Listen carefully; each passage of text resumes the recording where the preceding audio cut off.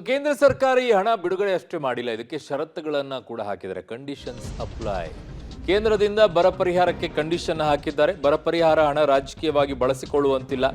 ಕೇಂದ್ರ ಕಂಡೀಷನ್ ಹಾಕಿದ್ರು ಕೂಡ ಸರ್ಕಾರ ಡೋಂಟ್ ಕೇರ್ ಅಂತ ಇದೆ. ನಾವು ಕೇಳಿದ್ದಕ್ಕಿಂತ ಕಡಿಮೆ ಹಣ ಕೊಟ್ಟಿದ್ದಾರೆ ಅಂತ ಸಿಎಂ ಸಿದ್ದರಾಮಯ್ಯನವರು ಅಸಮಾಧಾನವನ್ನ ವ್ಯಕ್ತಪಡಿಸಿದ್ದಾರೆ. ಕೇಳಿದ್ದಷ್ಟೆಲ್ಲ ಕೊಡಕ್ಕಾಗಲ್ಲ ಅಂತ ಕುಮಾರಸ್ವಾಮಿ ಅವರು ಟಾಂಗ್ ಕೂಡ ಕೊಟ್ಟಿದ್ದಾರೆ.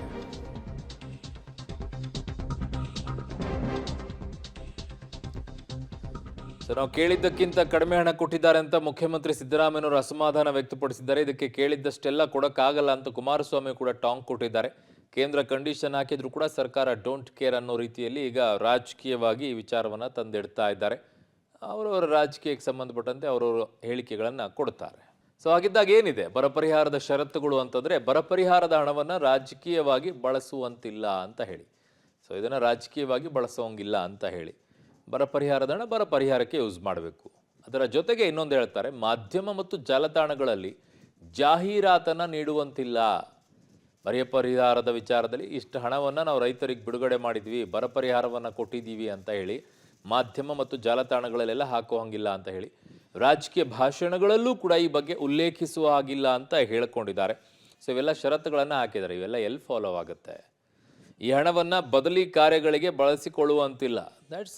ಅದು ಸರಿ ಅನಿಸುತ್ತೆ. ಬರ ಪರಿಹಾರದ ಹಣವನ್ನು ಬರ ಪರಿಹಾರಕ್ಕೆ ಬಳಕೆ ಮಾಡಿಕೊಳ್ಬೇಕು, ಬೇರೆ ಕಾರ್ಯಗಳಿಗೆಲ್ಲ ಬಳಕೆ ಮಾಡಿಬಿಡಿ ಅಂತಿದ್ದಾರೆ. ನೀತಿ ಸಂಹಿತೆ ನಡುವೆ ಹೊಸ ಕಾರ್ಯಗಳನ್ನು ಮಾಡುವಂತಿಲ್ಲ, ಅದು ಮಾಡೋ ಹಾಗೆ ಇಲ್ಲ. ಸರ್ಕಾರಗಳು ಈ ಬಗ್ಗೆ ಸುದ್ದಿಗೋಷ್ಠಿಯನ್ನು ಕೂಡ ನಡೆಸೋ ಹಾಗಿಲ್ಲ ಅಂತಿದ್ದಾರೆ. ಬಟ್ ಇವತ್ತು ಎಲ್ಲರೂ ಕೂಡ ಮಾಧ್ಯಮಗಳ ವಿಚಾರದಲ್ಲಿ ಮಾತನಾಡಿದ್ದಾರೆ. ನಾಳೆ ಪ್ರತಿಭಟನೆಗೂ ಕೂಡ ಮಾಡ್ತಾ ಇದ್ದಾರೆ. ಕೇಂದ್ರ ಸರ್ಕಾರ ತೀರ್ಮಾನ ಮಾಡಿದ್ದಾರೆ. ಇದು ಬಹಳ ಕಡಿಮೆ. ನಾವು 18,172 ಕೋಟಿ ಕೇಳಿದರೆ ಅವರು 3,464 ಕೋಟಿ ಕೊಟ್ಟಿದ್ದಾರೆ. ದಿಸ್ ಇಸ್ ವೆರಿ ಬಹಳ ಕಡಿಮೆ. ಇದು ನಾನು ಅಧಿಕಾರಿಗಳ ಜೊತೆ ಚರ್ಚೆ ಮಾಡಿ ನೋಡೋಣ ಮುಂದೆ ಏನು ಮಾಡಬೇಕು ಅಂತ. ಇಲ್ಲಿ ಸರ್ಕಾರಕ್ಕೆ ಇಷ್ಟು ಸಾಕಾಗಲ್ಲ ಅಂದರೆ ಇವರು ಕೇಳಿದಷ್ಟು ಕೊಡ್ತಾರ?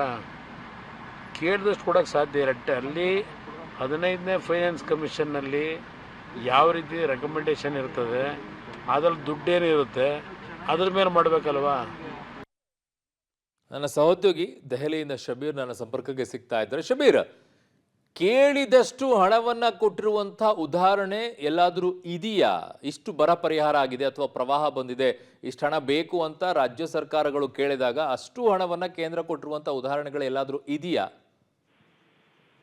ಅರುಣ್, ರಾಜ್ಯ ಸರ್ಕಾರಗಳು ಕೇಳಿದಷ್ಟು ಹಣವನ್ನ ಯಾವತ್ತೂ ಕೂಡ ಕೇಂದ್ರ ಸರ್ಕಾರ ಬಿಡುಗಡೆ ಮಾಡಲ್ಲ. ಯಾಕೆಂದ್ರೆ ಕೇಂದ್ರ ಸರ್ಕಾರದ ಬಳಿ ಕೂಡ ತಜ್ಞರ ತಂಡ ಇರುತ್ತೆ. ಅವರು ಕೂಡ ಎಷ್ಟು ಪ್ರಮಾಣದ ಹಾನಿಯಾಗಿದೆ ಅನ್ನುವಂಥದ್ದನ್ನ ಅವಲೋಕನ ಮಾಡಿರ್ತಾರೆ. ನಾವು ಪ್ರತಿ ಬಾರಿ ಕೂಡ ಗಮನಿಸಿದೀವಿ, ಆ ಬರ ಅಥವಾ ಪ್ರವಾಹ ಆದಂತ ಸಂದರ್ಭದಲ್ಲಿ ಕೇಂದ್ರದಿಂದ ಒಂದು ಅಧ್ಯಯನ ತಂಡವು ಕೂಡ ರಾಜ್ಯಕ್ಕೆ ಬಂದಿರುತ್ತೆ. ಅವರು ಕೂಡ ಅಧ್ಯಯನವನ್ನ ನಡೆಸಿರ್ತಾರೆ. ಆ ವರದಿಯನ್ನು ಕೂಡ ಕೇಂದ್ರ ಗೃಹ ಇಲಾಖೆಗೆ ಕೊಟ್ಟಿರ್ತಾರೆ.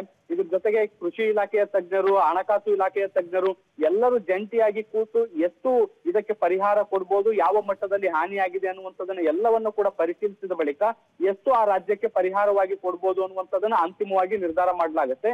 ಅದರಂತೆ ಕರ್ನಾಟಕದ ಬರ ಪರಿಹಾರದ ವಿಚಾರದಲ್ಲೂ ಕೂಡ ಏನು ತಜ್ಞರ ತಂಡದ ವರದಿ ಏನಿತ್ತು ಅದನ್ನೆಲ್ಲವನ್ನ ಕೂಡ ಆಧರಿಸಿ ಈಗ ಪರಿಹಾರವನ್ನ ಬಿಡುಗಡೆ ಮಾಡಿರುವಂತದ್ದು. ಆದ್ರೆ ಈವರೆಗೂ ಕೂಡ ರಾಜ್ಯ ಸರ್ಕಾರ ಕೇಳಿದಷ್ಟು ಪ್ರಮಾಣದ ಹಣವನ್ನ ಪರಿಹಾರದ ರೂಪದಲ್ಲಿ ಕೇಂದ್ರ ಸರ್ಕಾರ ಯಾವತ್ತೂ ಕೊಟ್ಟಿಲ್ಲ. ಅರುಣ್.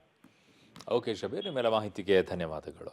ಇಲ್ಲಿ ತುಂಬಾ ಹಣ ಕಡಿಮೆ ಕೊಟ್ಟಿದ್ದಾರೆ ಅನ್ನುವಂಥ ಆರೋಪವನ್ನ ಮಾಡ್ತಾ ಇದ್ದಾರೆ. ಬಟ್ ಯಾವ ಉದಾಹರಣೆಗಳು ಕೂಡ ಇಲ್ಲ. ಅದು ಕಾಂಗ್ರೆಸ್ ಕೇಂದ್ರದಲ್ಲಿ ಅಧಿಕಾರದಲ್ಲಿದ್ದಾಗಲೂ ಸಹ ಕೇಳಿದಷ್ಟು ಹಣವನ್ನ ಕೊಟ್ಟಿಲ್ಲ. ಫಾರ್ ಎಕ್ಸಾಂಪಲ್ 2011, 12 ಅನ್ಸುತ್ತೆ, ಅಥವಾ 12, 13 ಗೊತ್ತಿಲ್ಲ, ನೆನಪಿಲ್ಲ ನನಗೆ ಕರೆಕ್ಟ್ ಎಕ್ಸಾಕ್ಟ್ ಆಗಿ. ಈ ಡೇಟಲ್ಲಿ 2012, 13 ಅನ್ಸುತ್ತೆ. ಈ ಸಂದರ್ಭದಲ್ಲಿ ಕೇಳಿದ್ದು 11,000 ಕೇಳಿತ್ತು, ಆದರೆ ಬಂದಿದ್ದು 520 ಕೋಟಿ ಬಂದಿತ್ತು.